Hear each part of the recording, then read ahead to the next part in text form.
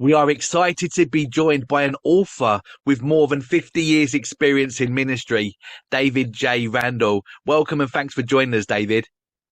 Thank you. Good morning, and thanks for the opportunity to speak to you. Oh, thank you, David. Before we get stuck into the questions, feel free just to take a moment to introduce yourself. Yeah, well, I'm a retired minister now. I'm now 77 years old. I know I don't look it, but felt the call of God quite early in life into ministry, and went into the Church of Scotland ministry. I was parish minister in one congregation for 39 years, which is unusual nowadays. Yep. Retired in 2010, and then after that, because of all sorts of controversies within the Church of Scotland, and we'll maybe speak about that later, I left the Church of Scotland and joined the Free Church of Scotland, and have since been involved in a lot of preaching ministry in different churches around the area in Scotland here, and writing as well. And I'm married. We have two sons who are both pastors, actually, one in Falkirk and one in Larbert in the central part of Scotland, and one married daughter. Lost a son who died in middle age some years ago, and we have 6 grandchildren, one of whom is just about to be married quite soon. Oh, well, there's plenty to be keeping you busy, David, right? Indeed. Yes, indeed. You just touched on it a few moments ago. What is the spiritual temperature like in Scotland at the moment? It's very confused in many ways. And I mean, socially, the climate in Scotland is very liberal just now. And I don't know how much has been broadcast in the South about the resignation or the announcement of the resignation of the First Minister here this week, which is an interesting situation, because she denies it, but it's really her stand on this gender recognition bill, most people think, which has actually caused her downfall, which is interesting because she has been very liberal in all sorts of ways over the years, and has been committed to this transgenderism thing. Famously has been refusing to say whether a certain person is a man or a woman for fear of contradicting her own bill. Yeah. And the interesting thing is that she's had to resign in the light of what might be a certain degree of popular opposition. And yet, on the other hand, one of the principal contenders to be her successor is a committed Christian young woman, and it's been widely reported that she probably is the favourite, but her religious views may stymie her, may prevent her. So, interesting contrast there between the kind of attitude of many of the public and probably the political and media classes who dominate so much of life, and who are quite unrepresentative, as I think we all know. Yeah. Well, we're certainly living. Yeah. We're certainly living in an interesting time, aren't we, David? Yes, indeed. And church-wise in Scotland, as in England, in fact, the national church, the Church of Scotland, although constitutionally orthodox, has really been on a drift over many years now, and or particularly over same-sex marriage, has gone with the zeitgeist of the times, really, and that's what led quite a number of us to depart from the Church of Scotland. And within the Free Church, there is growth.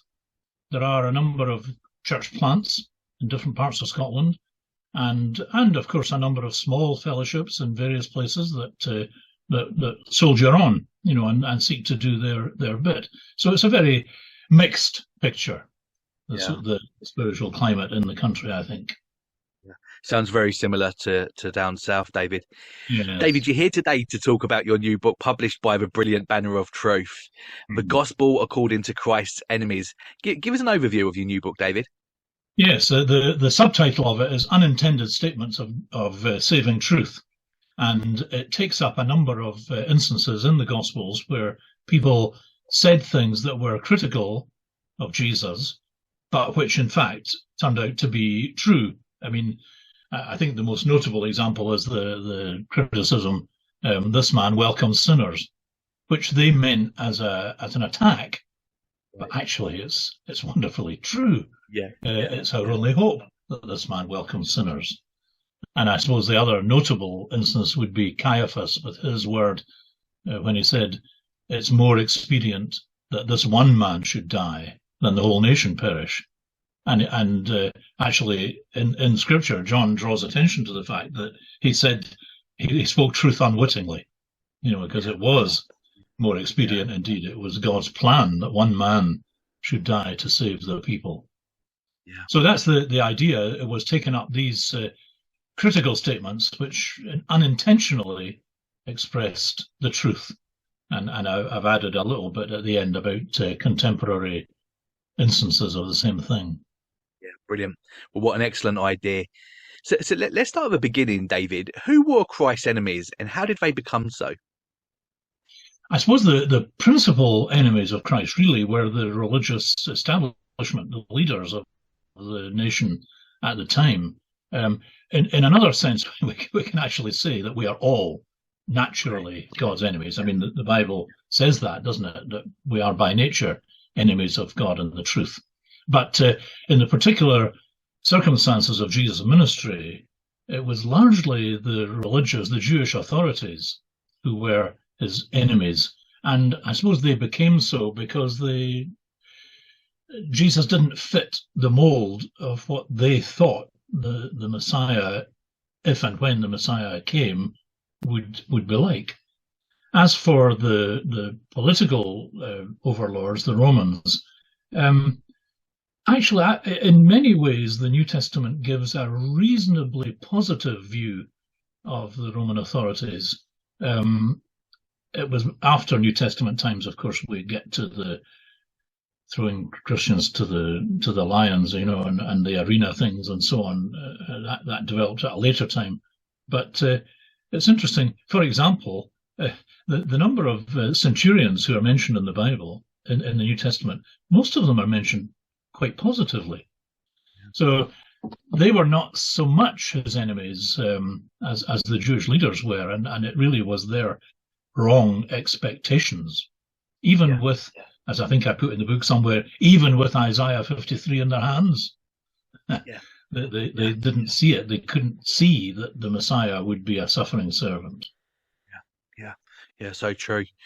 So what was Jesus' approach when interacting with those that hated him, and how can we apply that in our own lives today, David? Yeah, that's an interesting question. It's he on the one hand, he was very direct. When he confronted the religious authorities, especially, very direct. I mean, whitewashed tombs, tombs covered with paint to whitewash them, but inside full of dead men's bones. And he was very direct in many instances. On the other hand, he was also loving. I think I quoted somewhere, there's an old hymn that talks about how, unwearied in forgiveness, still thy heart could only love. And he did show love to people, even in opposition to him. And of course, notably, ultimately, even on the cross. I mean, Father, forgive them, for they know not what they do. That's what he said about his enemies, people who were putting them to death. And you said how we can learn from that for today. Well, same thing, I think. We need that combination somehow of honest, straightforward talk, not being mealy-mouthed, and at the same time, love for people that we're trying to reach. And that's not an easy combination, but I think we do have to combine these two things of honest, straight talk and real love toward other people. Yeah. One of the criticisms of Jesus was his association with sinners. Tell us about that, David. Yes. That was the definition of the word sinners. Of course, I sometimes feel in these texts that the word might be put in inverted commas, because although we're all sinners, obviously, that's true, but it was really the kind of snide attitude of the religious people then that regarded the common riffraff as just sinners that weren't worth spending time on. So Jesus had plenty of time for sinners, of course. Yeah, I've forgotten what you actually asked, what the question was again. Well, no, exactly that. The accusation was that he was spending his time with sinners. It takes us to the next point, doesn't it? So how, bearing this in mind, that Jesus spent so much time, with these people who were seen, by the self-righteous as sinners, how should this mindset shape our evangelism today? I think it means that we do have to be involved with people, basically. It's not so long ago that we had what we called a lockdown. And it's quite an interesting illustration, really. A lockdown or any kind of quarantine is put in place to prevent the spread of an infection, COVID in that case. Now, that's the way to prevent the spread of something, would be in these terms that we're speaking of now, to have Christians all gathered into their own, as they say, holy huddles, and just keeping themselves to themselves, never interacting with the world. That would be one way of preventing the spread of the gospel. So I think it means that, like the Lord himself, we have to be ready to be out there and to be involved in the world at large, to be even involved in meeting people in social situations and so on, to have the opportunities to be witnesses. Yeah. But there was a Scottish evangelist once, a man called D.P. Thompson, who compiled a little booklet on how I found Christ. And he found, I think it was 11 people that he highlighted, and 10 of them, he said that the way in which they came to Christ was through the influence of a friend. Which is interesting, isn't it? I mean, it's not very encouraging for preachers, right, or writers for that matter. Maybe not Definitely. so many people come. I suppose we should say the initial contact really would be the personal one with a friend. The first step. Yeah, the first step, and I think that's we can't have that influence on people if we're not actually involved with people, getting to know people. Difficult as it is, I think we're all in the position now where I suppose we're greatly afraid of putting people off. If I say too much, if I try and push too much, I'll put people's backs up, and that kind of holds us back, really, doesn't it? Yeah. But yeah, and going back to your previous point as well, David, when we're then in those situations, we have to tell the truth as well, right? It's not then a situation of, they're not going to like the gospel, they don't want to, it's not them watering it down or being afraid to talk about the truth then in those situations, right? That's right. And of course that applies very much to the social issues of the times now. Yeah. I think it's somewhere, I think it was the writer, Jewish writer Melanie Phillips, who talked about the whole issue of same-sex issues and now transgenderism. All these sort of things are the point where the rubber hits the road nowadays, and where Christianity is under attack, really. And it cannot be the answer to sort of say, oh, well, we've just got to change. That's the tragedy of denominational life, that the large denominations, or many of them, are really tending to go with the flow, fit in with the mores of the time, or what seems at least to be the popular view, and abandon the harder bits of biblical truth. That can't be right. I mean, we have to hold to what is laid down, what is revealed to us, and at the same time seek to build bridges Yeah. It Yeah, seems to be the fruit of the postmodern world we live in, doesn't it? Where truth has become subjective and people are only too willing to cheer, everybody on regarding what they say is true for them, right? yeah, yeah, yeah. Your truth, my truth, Yeah, whatever. yeah, Yeah, yeah, uh, yeah. yeah. One of the things that made Christ stand out was the way in which he spoke. This drew two very different reactions. Tell us about that, David. Yes, people reacted in all manner of ways against Jesus. Some hated him and hated the way that he spoke, and I've suggested earlier, in many cases, because of vested interests. They wanted to hold power. The religious leaders really they were more concerned with holding power than seeking the truth. I think that's probably the issue. And still today, many people, as we've just been saying, hate the truth. They don't want to hear the truth, as we would say. But then others responded to the Lord, and it was wonderful.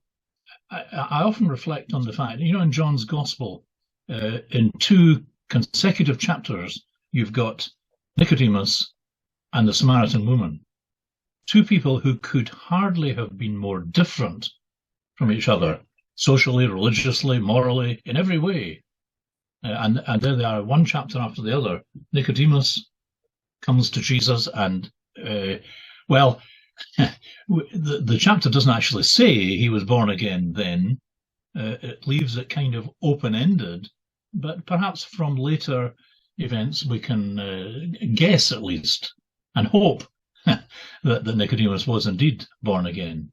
And then the woman of Samaria, who had her very different kind of background, 5 marriages behind her, cohabitation with a guy then, outcast in many ways, Yeah. and yet the Lord had time for her, and she responded, and eventually was rushing back to the village, as we read, then come and see this man, come and see him for yourself.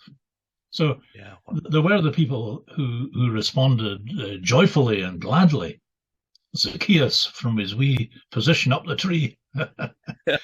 That's right. Yeah, yeah. I mean, Zacchaeus and Matthew, the tax collector, as well, who would have been despised by an awful lot of people, but not by Jesus.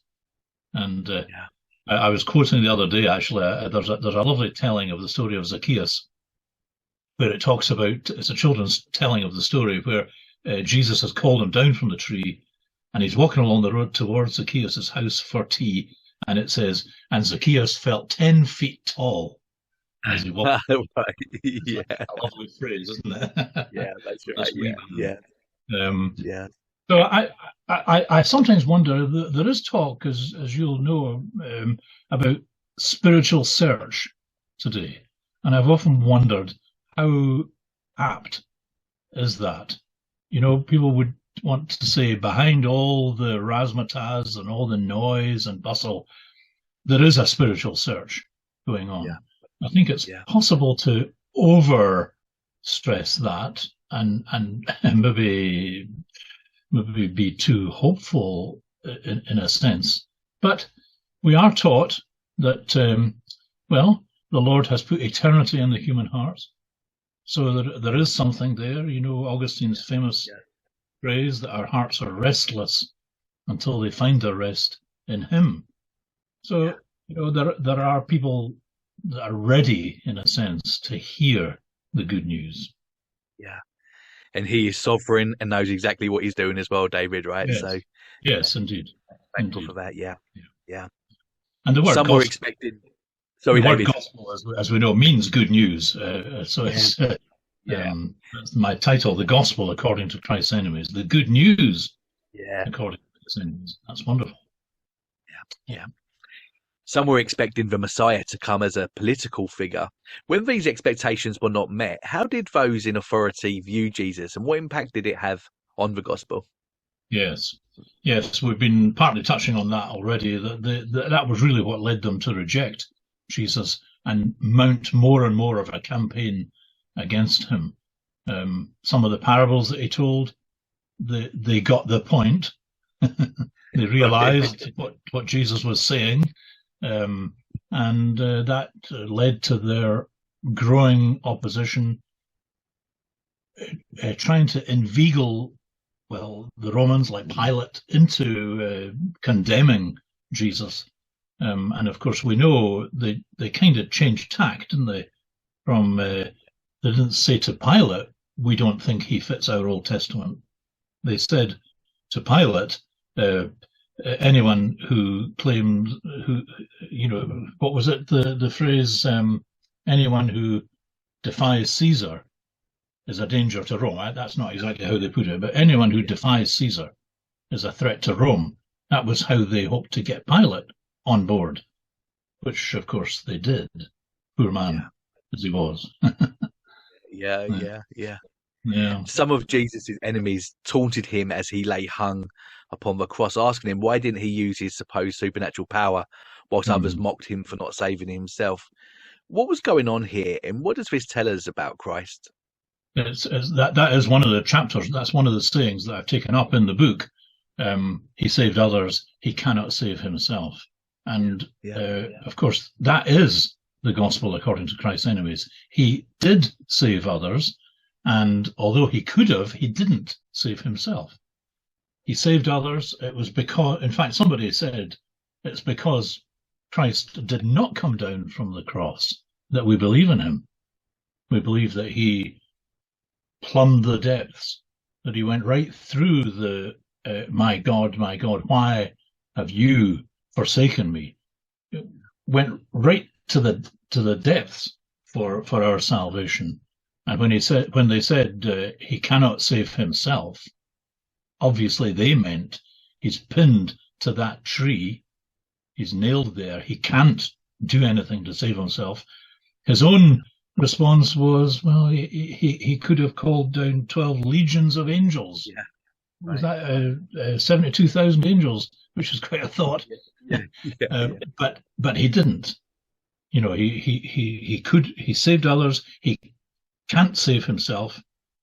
In one sense, you say he can't save himself because that's God's eternal plan, that he would go to the cross and be the substitute, the ransom price. It's one of his famous sayings, the Son of Man came not to be served, but to serve and to give his life a ransom for many. That's why we believe in him. Amen. Another enemy of Christ was Saul of Tarsus. Tell us about what we can learn about God's mercy and grace as you talk us through Paul's story like you do in the book, David. Yeah, Paul's story is an amazing story. I sometimes have said if we had seen and heard Paul on the day before the Damascus Road, we would all have said, oh, there's somebody that will never, ever become a Christian. Never be no chance. And yet we know what happened. And his whole life was turned around on that Damascus Road, that wonderful day. What was it? He came to say eventually, in what I think in many ways could be taken as his life text, I live, yet not I, but Christ lives in me, and the life I now live in the flesh, I live by faith in the Son of God who loved me and gave himself for me. And that last phrase, I think, probably was said with great depth and feeling, because I'm sure Paul could never get over it.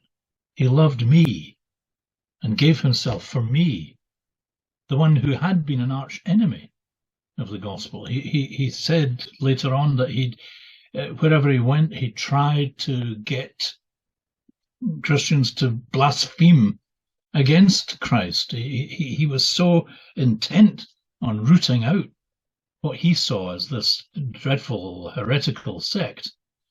And then, of course, his whole attitude turned around. And he must have been a dynamo of a man, I think, full of energy and drive. And we can be so thankful for the life of the Apostle Paul, because he was the one that ensured the spreading of the gospel and ultimately even into Europe as the gospel spread further and further. So it's a wonderful story, the life of Paul, and it does remind us that we should never say of anybody they'll never be converted. Yeah. Nobody's beyond the pale. Because God's grace can reach down and touch anyone. We don't know his purposes, of course, but we can believe that he has the power to change even a Saul of Tarsus. Yeah, so encouraging, so encouraging. Yeah. Throughout church history, we see very early on that the church began to attract gospel distorters. We think of the Judaizers who wanted to add circumcision to the gospel in Galatians. What were these people trying to do, and how does this show up today, David? The basic thing is trying to make Christianity or religion more popular. Well, in the case of Judaizers, of course, they were people who wanted to insist that Christianity would really be a sect of Judaism, and therefore circumcision was going to still be required. But there's always that temptation. We touched on it earlier in regard to the mainline denominations, especially of the church. But there's always this temptation to try to make the gospel more palatable, more popular. And in many ways, the answer to that is quite simple. It doesn't work. It just doesn't work. We see that as we look around. If the churches that are seeking to accommodate the world in that way, are they growing and bustling and all the rest of it? I don't think so. It's the churches that maintain the truth that are the ones that are more likely to see growth and development. And in fact, a friend of mine has recently said it's a good question to ask people in general about the whole, what you might call the project to de-Christianize the country. Just ask them a simple question: how's it going then? Right. Yeah. And that is quite an interesting question, isn't it? To ask people to face up to the truth, because most people in the UK today, I think, would agree that things are not as good as they should be in society generally. There are an awful lot of undesirable qualities of life today and undesirable things that are happening. And is it just a coincidence that these things are increasingly so? There's an increasing flood of evil at the very time when society at large has been turning away from the gospel of Christ. Yeah. It's a good question to ask. How's it going? Yeah. What is the gospel according to Christ's enemies today, David? Well, there are a number of things. I added a kind of appendix to the book on that subject of a number of ways in which people say things today which are meant to be critical, but in fact they are wonderfully true about the gospel. For example, I think the first one I took up was people say religion is the problem with the world, not the solution. And actually, we would, as Christians, we would really agree with that. In one sense, it's religion that is the problem. And we would go on, of course, to maintain that Christianity is not a religion in the normal sense. Or else some people would say, oh, Christianity is just for simple people. Now, again, it's true. Christianity is for the simplest person. Others say, oh, it's just for intellectuals.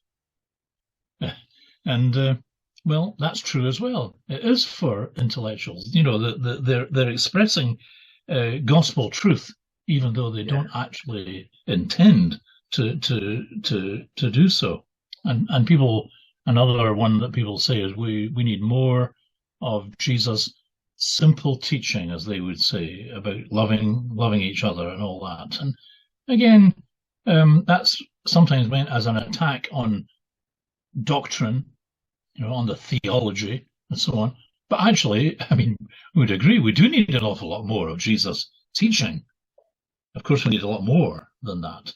But these are perhaps instances of some ways in which people mean to attack the gospel, but sometimes say things that they don't really intend to say. Yeah. Really helpful. What would you say to someone that said that Christianity is a crutch?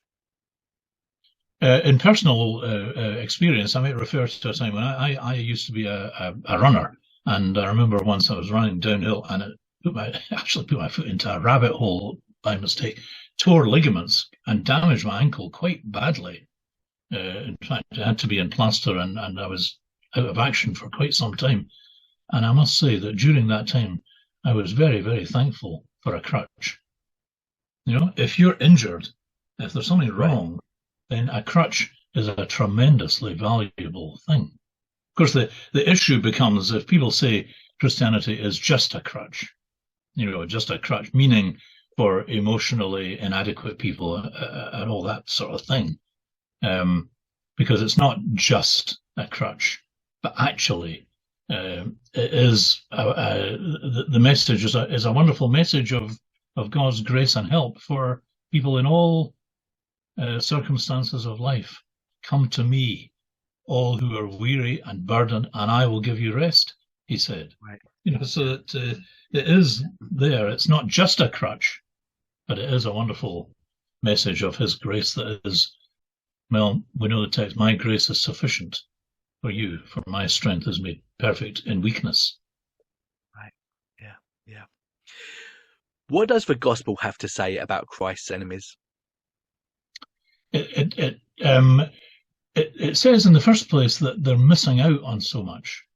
I think that's one of the main things that we would want to say. Missing out on a great deal. After all, Jesus said, I have come that you may have life and have it to the full, life in all its fullness.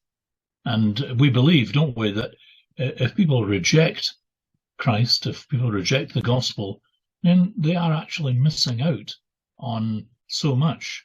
So that's one aspect of an answer to that. And I suppose the other answer is that about Christ's enemies too. They're in danger. They're in great danger. People don't like to hear that, but we believe that there is coming a day when we all must give account. After this life is over, if not before, then we must appear before the judgment seat of the Lord and give an account of our lives. And there is no doubt about it that the Bible teaches, and Jesus, more than anyone himself, that there is not only a heaven beyond this life, but there is also a hell. And judgment is coming. So for the enemies of the gospel, I think these are two things that we would want to say, that they are missing out on so much in terms of this world, but they're also putting themselves in great danger as regards the life to come. That's a solemn message. Yeah. That's really helpful. Thank you, David. We've spoken about the gospel according to Christ's enemies. What is the gospel according to Jesus Christ, David? Yeah, right. So there's the big question. I've just quoted that saying that he said, I have come that you may have life in all its fullness. That's one part of the answer. And earlier on, we referred to the text when he said the Son of Man, which was his own preferred title for himself. The Son of Man came not to be served, but to serve and to give his life a ransom for many. And that really is the gospel. I mean, many people, of course, know, I suppose it's the best known text in the whole Bible, John 3:16, wouldn't you say? God so loved the world that he gave his only Son, that whoever believes in him should not perish, but have everlasting life. There's the gospel according to Christ himself, in many ways encapsulated in that text, although there are many others. I listed towards the end of the book, listed some of the things that Jesus said, which tell us about the gospel according to himself. He came to save sinners, came into the world to save sinners. Isn't that at the end? Is that the end of the Zacchaeus story, where he said the Son of Man came to seek and to save the lost? That was his expression, to seek and to save the lost. And so the gospel according to Christ is the gospel of wonderful good news of forgiveness, which is an answer to our sin and our guilt. Good news of fulfillment in this life, when he has his rightful place at the center of our life, everything falls into place. And good news for the future as well, and not only the future in this world, but the future beyond this world. Yeah. It really is an amazing message of good news. Yeah. If we have someone listening right now, David, who actually isn't a born-again Christian, and they're wondering, well, how can this apply to me? You know, what do they need to do, David? In the first place, of course, anyone needs to face up to the fact that we are in need of God's grace. Amazing grace, as that hymn says. Everybody knows the hymn, Amazing Grace. I often say people sing it happily, that saved a wretch like me, but just call them a wretch to their face and see what happens. But no, we begin from that point of realizing that we are not what we ought to be. Jesus said the principal things that God requires, you could sum it up, he said, in two things: love God with all that you have, love your neighbor as yourself. And we have to begin by admitting that we haven't done that. We haven't loved him, and we haven't loved our neighbor as ourselves.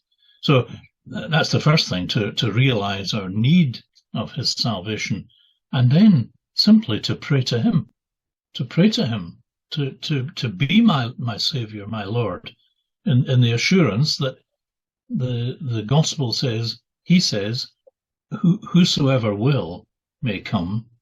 And he says, whoever comes to me, I will not cast out. He will.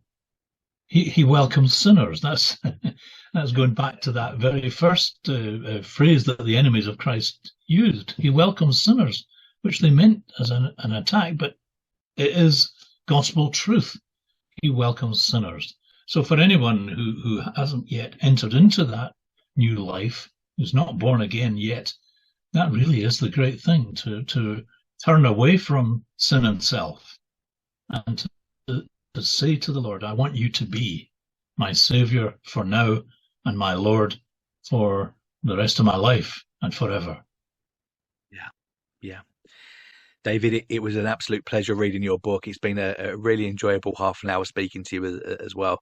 And before we let you go, do you have any closing thoughts? I think we've said most of the things. It's been a joy to write the book, actually, to cover all these different aspects of the truth according to the Lord. A slightly, perhaps, unusual take on the gospel message, the seeing it through the eyes of those who wanted to attack him, but whose words were wonderfully true. Actually, there's that old saying, many a true word. That was actually my original draft title for the book. Many a true word, ... You know, actually the editors thought, well, didn't really like that because, of course, it ends with the word jest. Many a true word spoken in jest, and they didn't feel that there's anything jokey about the gospel message. Fair enough. But I think I also quoted in the book somewhere that when I was a youngster, there was a phrase that people used to say, if they said something that rhymed, they would say, "Oh, I'm a poet and I didn't know it." Yeah.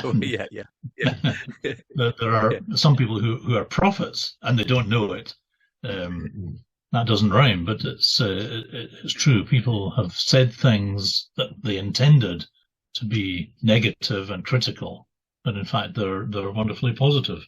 So I've enjoyed writing this book, and I hope if people read it, that they'll enjoy reading it in the first place, and that they'll find it relevant to our present circumstances, and in the case of people who are believers, that it will increase our love for the Lord and devotion to Him. And if there are any who read it who are not believers, my great goal, my great desire would be that it would open their eyes, or should say that the Lord would open their eyes through it to get into His Word and to really come to terms with and respond to the gospel, the good news. Yeah, amen. Amen, David. Wherever you're listening or watching this interview, we're going to make sure that there's a link in the description to Banner of Truth so that you can buy this book. In fact, whilst you're there, I can confidently say you can add any title from the Banner of Truth website and you'll be encouraged and blessed. It's probably my favorite publisher. Everything that they produce is outstanding and really, really helpful. So do enjoy browsing the Banner of Truth website.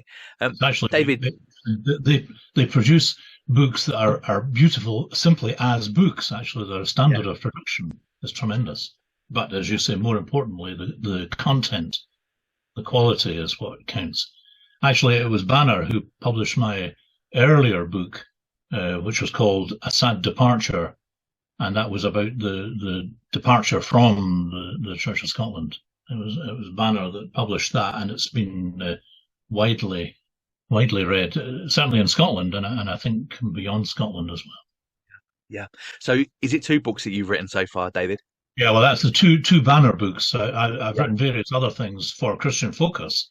That would be the other avenue. Christian Focus have published partly, well, two books. I was chairman of the organization called SOLAS, Centre for Public Christianity, and as such, I edited 2 books for them. One on why I am not an atheist. That was the one thing, and secondly on why we still believe, and just edited various essays, and including my own on these subjects. And then Christian Focus have also published a couple of things that I've tried to do for younger, for sort of teenagers. Messages from Grandad was the title of one of them. And there was another called Christianity, Is It True? Because I've always had the feeling that there are an awful lot of books, for Christian books for little children, but not enough for people in the mid-years when they're absolutely. You're right. Tempted to sort of turn aside from the things that they've learned in their earlier days, whether they went to Sunday school or not. And there's a great need for literature for that age group. So a couple of things with Christian Focus as well. Yeah, that's really interesting because that's probably the age group where the world, is assimilating, the most through social media and all the other avenues where the volume is so loud. So yeah, I appreciate that. What I'll do, David, I'll find the links to all of those books and I'll make sure that they're in the description. So again, you can check those out. Do you have any plans to write anything else, David, in the future? I've nothing in the immediate future, but I do have 1 or 2 beginnings of things. One on Bible doubters, to just take up various aspects of that. And the other thing that's been in my mind is something perhaps under the title Be Prepared, thinking about the need for Christians and for the church to be ready for whatever lies ahead, because it looks as if the gospel, the church is going to be under greater and greater pressure in our society, and who knows whether days of persecution may lie ahead. And I think there's a great need for us to be prepared for such eventualities. So these are just a couple of other things that may or may not come to fruition. Well, Lord willing, we'll look forward to that, David. David, Yeah. thanks again for your time. It's been such a joy speaking with you this morning. Thank you. Well, thank you very much for the opportunity to speak. It's been a joy to have fellowship with you.